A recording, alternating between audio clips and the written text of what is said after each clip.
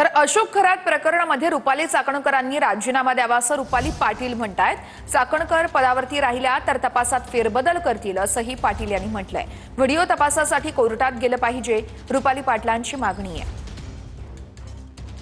कुठल्या प्रकारची शिक्षा अशोक खरातला व्हायला? अशोक खरातवर पहिल्यांदा बलात्काराचा गुन्हा दाखल आहे। 58 व्हिडिओ आले आहे।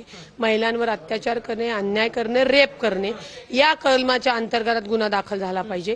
त्याच्यानंतर बंधू बाबा जी काही आपला जादूटोणा विरोधी कायदा आहे त्याच्या विरोधात त्याच्या अंतर्गत सुद्धा गुन्हा दाखल झाला पाहिजे। आणि मुळामध्ये त्याला जे काही त्यांनी मूत्रबित्र पाजण्याचं धाडस केले ना ते फक्त त्याच्या ट्रस्टवर आणि त्याचे संबंध राज्य महिला आयोगाशी आहेत म्हणून केलेलं आहे। अन्यथा एकाही बंधू बाबाची हिम्मत होत नाही। आपले कायदे कडक आहेत, पण तुम्हाला माहिती असून तुम्ही त्या ट्रस्टवर थांबला, माहिती असून तुम्ही त्याला अभय दिलं, त्याच्यामुळे 58 महिलांना त्या अत्याचाराला बळी पडावं लागलं। याची संपूर्णतः जबाबदारी चाकणकरांवरती पण गुन्हा दाखल करण्याची 100% कारण का त्या ट्रस्टवर आहेत।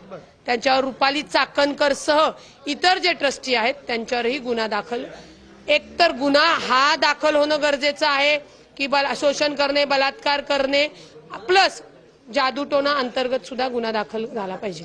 जर सुनेत्रा वहिनींनी रुपाली चाकणकरांचा राजीनामा घ्यावा का पक्षाच्या प्रमुख म्हणून तुम्ही मुख्यमंत्र्यांकडे मागणी करताय, आज अजितदादा असते तर काय केलं?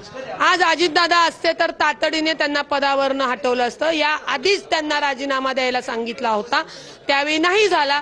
ठीक आहे, कारण का त्यांनी आतापर्यंत कर्तव्यात अनेक वेळा कसूर केलेली आहे। सुनेत्रा वहिनी सुद्धा सक्षम उपमुख्यमंत्री, राष्ट्रीय अध्यक्ष म्हणून त्यांचा राजीनामा महाराष्ट्रातील महिलांसाठी नक्कीच घेतील।